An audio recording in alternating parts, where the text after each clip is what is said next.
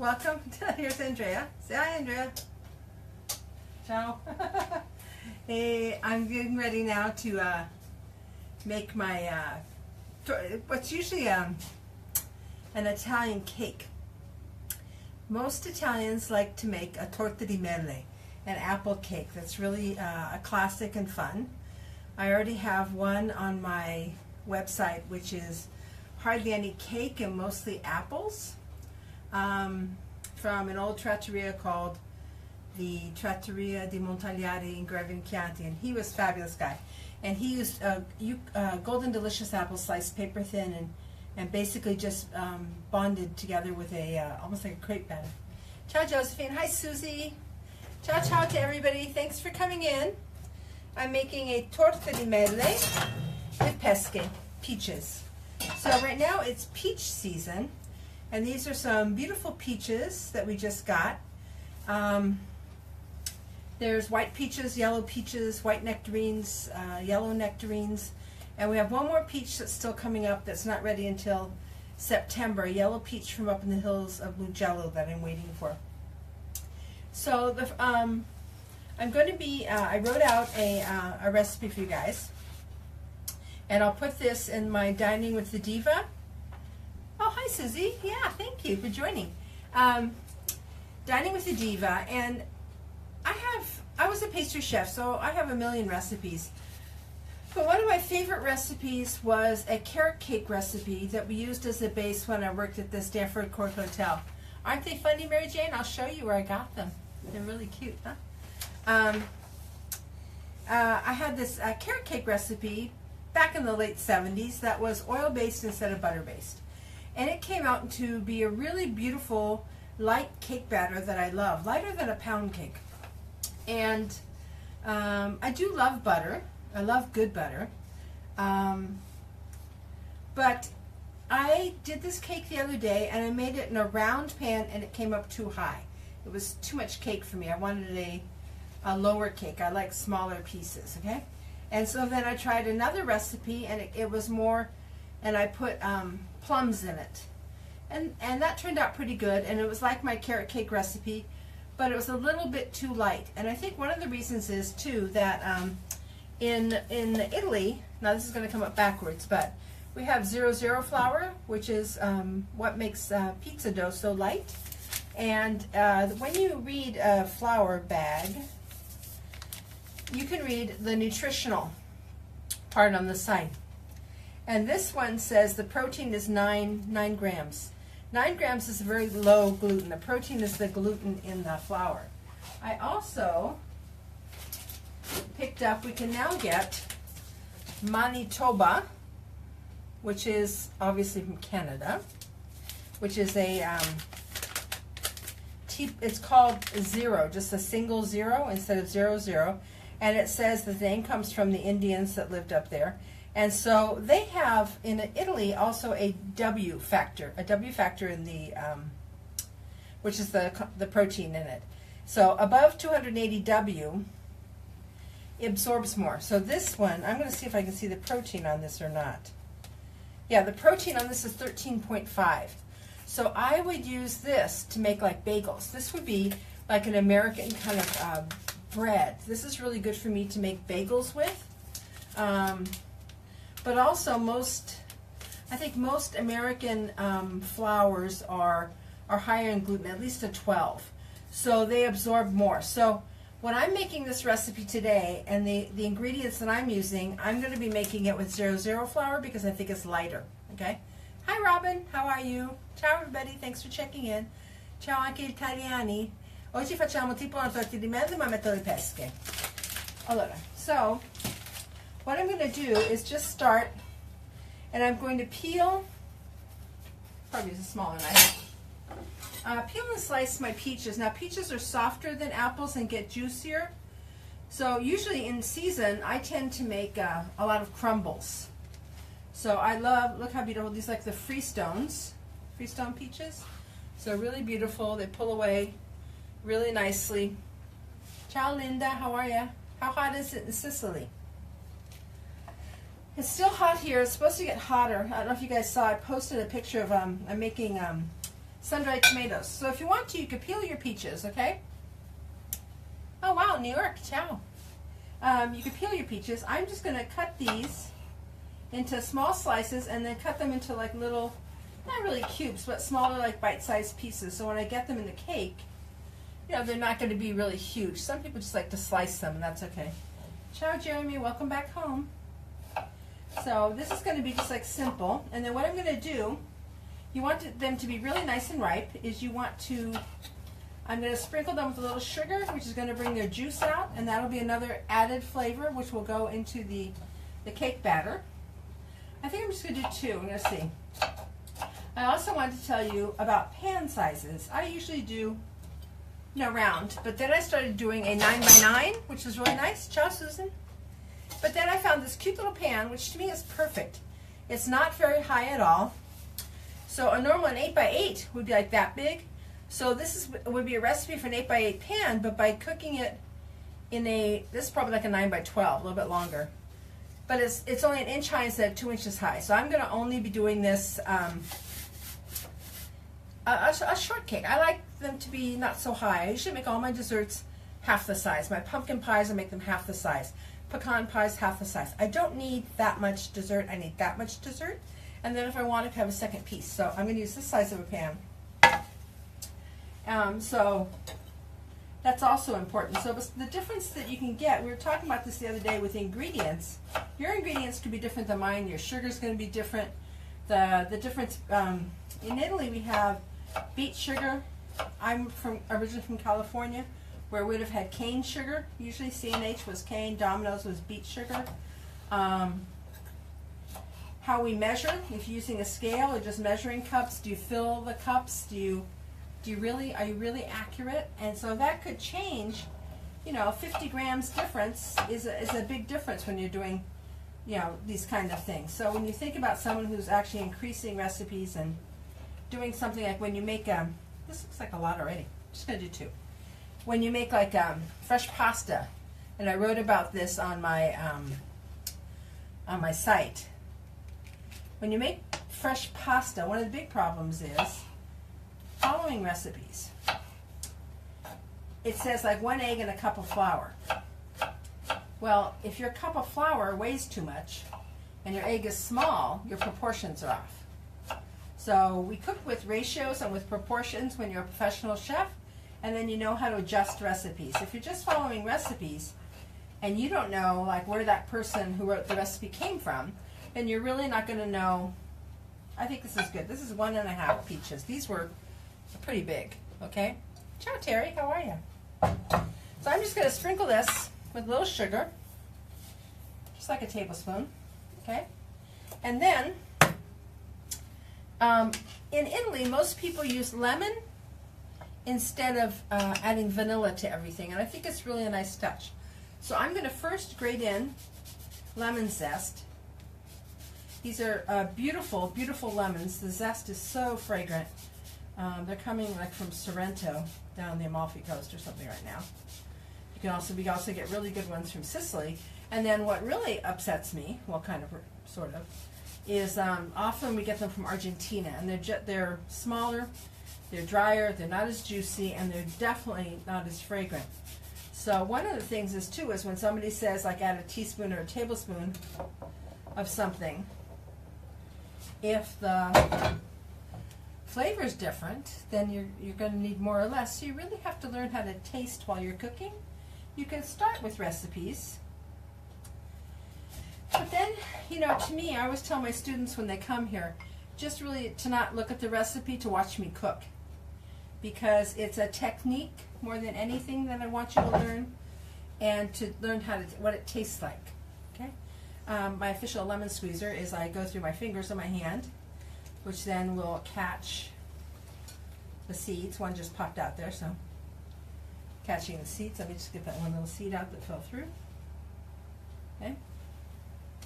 And this squeezing the lemon in, number one, is instead of the vanilla, but it will also, you know, prevent the peaches from changing color, especially when you're using apples. Apples tend to oxidize. So when I do jam, it's the same thing. Usually it's equal weight of fruit to sugar. and you cut it up and you let it sit, and it gives off all its juice, and then you cook it, and that's jam. And if you have a thermometer, you can cook it, usually we cook it to like 160 here, and that'll bring out the pectin in the fruit, usually with a little bit of lemon juice. If you don't have that, there's sugars with pectins for making jam. So I'm just going to let that sit on the side now, and we're going to make our batter. So in my original carrot cake batter, which is my base for this, I'm trying to think of, you know how eventually all your recipes are kind of just like the best parts of all your favorite recipes. So I have my first recipe was my the carrot cake we made at the Stanford Court Hotel, and Jim Dodge published a book called The American Baker. It's in there. Another recipe, there's two recipes I really love from the Silver Palette Cookbook, and I'm trying to think if they're, I can't remember if it's their carrot cake, but they have two cakes with olive oil bases that are really beautiful. And then of course all of a sudden it was just, you know, from the Countess at Contini Bonacosi from the Capizzano winery. She started making an olive oil cake, which then Pamela Sheldon Johns has in her book. Faith Willinger published. Dario Cecchini started making it for dessert at his place. Nancy Silverton picked it up. So now everyone's got an olive oil cake, and that's another. It's just a beautiful dense pound cake, and basically they're what we would call an equal weight cake. Pound cakes were originally pound of butter, pound of sugar, pound of eggs, pound of flour. And I tried doing that once with our ingredients today, and it was like it was frying in the pan. So things have to be adjusted to your local ingredients. Okay, so what we're going to do today is going to get, I like using a scale, but I'm going to try to do both for you today. These little scales are like my favorite. They're simple, and they have weight, milk, and water down at the bottom, so you turn it on. Okay, and if you actually hit it twice, you can put your bowl on top, hit it, and it goes to 0. Okay, so I'm going to put in, let me see what I said I was going to do for this, 150 grams of sugar. I want this to be on 0. Okay, which I think is 3/4 of a cup. So let me try to do both for you, okay? So I'm going to measure out 3/4 of a cup of sugar.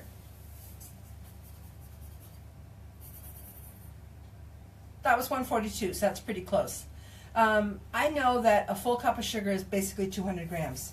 So now I could just tweak this by pouring down. I've got 150, so that's perfect, okay? And then what I'm going to do is use my olive oil. And again, basically they're the same amounts, except I usually use 3/4 the amount of oil that I would have butter. So if you were going to have used butter, you could use 150 grams. I'm going to use 100 grams, which is about a half a cup. Again, I'm just a little close, so there we go, perfect. And that also helps you be perfect when you have a scale, because you know what things weigh. Okay, so I'm going to whisk these together. Now, if you have a electric beaters, I just don't like the noise of electric beaters. You can actually even whip this up to like a thick foam and get even a lighter cake, okay? So once I have the sugar and the oil blended, and I use extra virgin olive oil because I have it and I love it. Originally my recipes were for like corn oil or sunflower seed oil, so you could use those. And then add eggs one at a time. And these are extra large eggs. Let me just weigh an egg. Off. I think they're about 60. These are 65 gram eggs. So you can get eggs anywhere from like 55 to 70 grams. So if you start doing a recipe where you're adding 2 and 3 eggs to something, that could be really hard. So what I was saying about the pasta is it's usually 100 grams of flour to a 60 gram egg. But like I said, you just saw the difference in the protein in the Manitoba flour versus the 00 flour. So the Manitoba would absorb a lot more. So often you'll see recipes saying add the eggs, add water, add olive oil. It changes the recipe. So you have to kind of know. And my friend Samin Nostrat just wrote a book, and I don't remember the exact name. It's like Salt, Fat, acid and heat or something. And it's on all the techniques of what chefs use to cook. And so when you learn how to cook, not so much recipes, when you learn the techniques, learn how to cook and what things do, you know how to tweak a recipe. Often you just need more salt in a recipe to bring up the flavors. Sometimes you need to balance it with a little lemon or vinegar or acids. And so the amount of heat, like people often say, how come these recipes taste so much better when I go out? Well, it's because they're using high heat on their skillets and you get more flavor. So look, this is my cake batter. Hi, Bill. Hi, Diane. Hi, everybody. Okay, so this is the base of my cake batter. Okay. And then I'm going to mix my flour on the side with baking powder, salt, just to make sure those are nicely mixed up. So this is 1.5 cups of flour, which is like 150 grams. And this is the 00 flour. A little light there. Okay. And then I'm going to put in baking powder. And in Italy, we get packages like this, tiny little packages of baking powder. And it's 15 grams in this, but you really only need a tablespoon. So I'm just going to, my measuring spoons I brought from America, because if I follow American recipes, this is what I need. And you want to be sure, again, that you're evening off the top so you have an even amount. Mix that in nicely. And I always like to add a pinch of salt to my sweets, okay? Nice pinch of salt. I use sea salt, which is also more, how do you say this? More minerals than sodium. So it's actually giving you a really nice flavor too. Okay, so I've got my batter mixed up there. Now, when it was a carrot cake, one of the nice things was that it had you would put your cinnamon in, and often I make this just as a spice cake. So I'll put cinnamon, ginger, cloves, or something like that. But I just want something really nice and light for a meal. Don't even add the fruit. Okay, I'm going to add this. So when I was practicing with this recipe, and I made the 3 different versions that I tried. One of them, I was kind of craving what we would call in America a coffee cake. So I made a version that was a coffee cake version with crumble on top, which was nice. But it has either yogurt or sour cream in the batter. And I found that just got a little too dry and a little too dense for me. My husband liked it. He'd never had one before, a coffee cake. And you can also, if the batter is a little too thick, one thing we do is we add milk. But I think this batter is quite lovely. A lot of times cake batters will have milk in them. So let me show you. See, this is just a nice cake batter. Oh, good. Jeffrey, hi. How are you?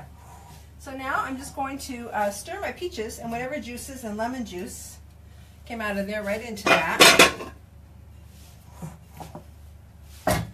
Oh, the lemon smells so beautiful. So the juices from this are also going to lighten up this batter a little bit.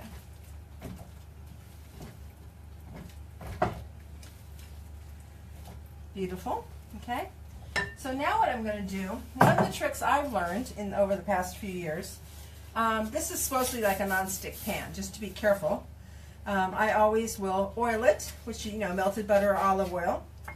You could spread this, but instead of flouring my cake pans now, because so many people are gluten-free, I don't know if you remember, but a while back we did a beautiful lemon cake, which was made with almond flour. So it was totally gluten-free, which was really nice. And you wouldn't put flour on your cake pans then to make them non-stick. I use sugar, and that's a trick I learned, which I think is really, really nice. And I'm going to do it here, because it also gives you a really nice little crust. So what I do is just put a few tablespoons of sugar on here. Shake, shake, shake. Shake, shake, shake at the sides.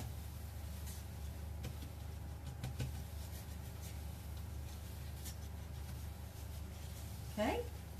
I'm going to save the rest of this to put on top. So this is a beautifully little sugar. Hi, Kevin. Ciao, Enzo.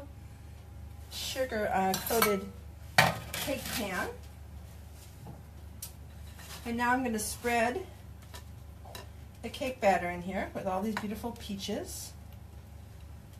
So again, normally they would use Golden Delicious apples, sliced, and often they then cover the top with slices of apples, sprinkle it with sugar, and then bake it.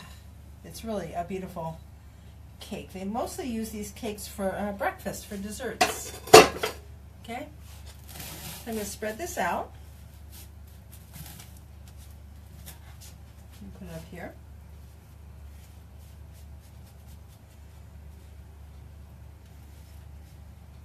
A lot of fruit.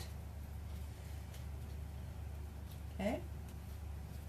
And then this is going to rise, of course, because of the baking powder in here. So it'll cover the fruit even better. And then I like to sprinkle it with a little sugar on top at the end too. Okay. Now this is going to go, probably because it's the smaller pan, 20-25 minutes. So while we're doing this, we'll chit chat and I'll show you something else. Okay. I'm going to put this in like a 180-degree oven. In Italian, which would be like 350. Ciao, Laudi, Howley, and Carol Ann. Hi. Washing your hands here. Okay, so today, you know me, I always cook a couple things at a time. So the other day, I made my octopus recipe, which I love so much. I did it with red wine. And when I cook my octopus, I don't add any liquid. I just do garlic, olive oil, chili pepper, and then I cover the pan. But I just wanted to show you how much, I don't know if you can see, I guess not, you can't see this really. Let me see if I could do this. You see how much liquid is in there? That's all from the octopus itself, okay? Hi Doug, how are ya? So the other day, I added just a glass of red wine. And the red wine cooks down, and you kind of let it almost start to really caramelize and burn. And it was like it tasted just like barbecue. So look how beautiful this octopus is. And it just takes, this is almost a kilo. I wanted a bigger one today. And we're going to eat this cold in a salad. So I'm cooking it first, and I'm going to serve it with Tuscan beans. You traditionally pair fish with beans, or octopus salad is often served with potatoes. So I'm going to do something crazy right now. I'm going to take you and show you what I did this morning. We made, I'm starting to make sun-dried tomatoes. So let me see here how I can flip this.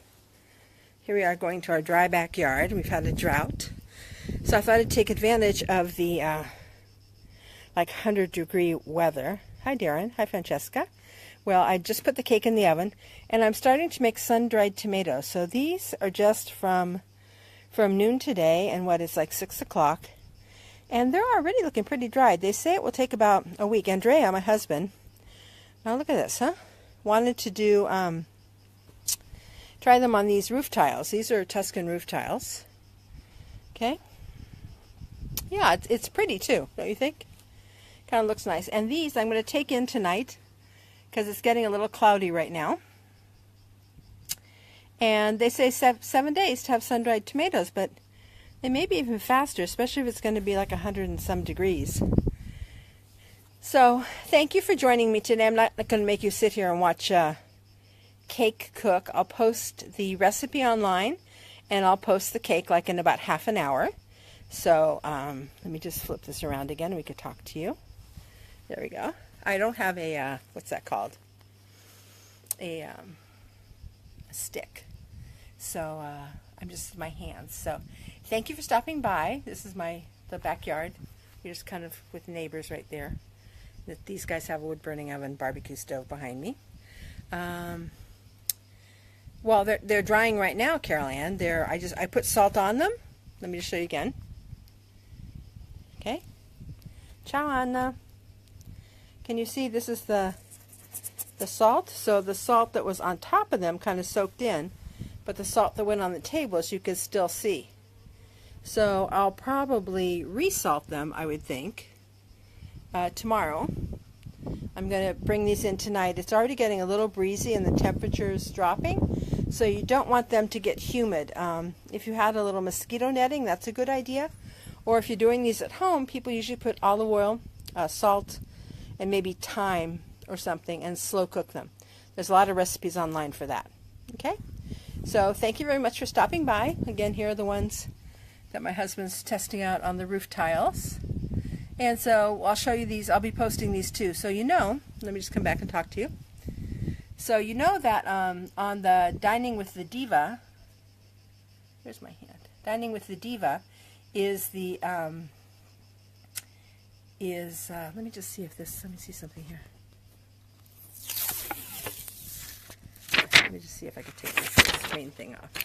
My Dining with the Diva site has, also on the side, it has a place where there's videos, a place where there's documents on the left-hand corner. So you can go over there and see the past recipes. The recipes, this will be saved on YouTube, so you can see it later and cook along with me. Hi, David. Ciao.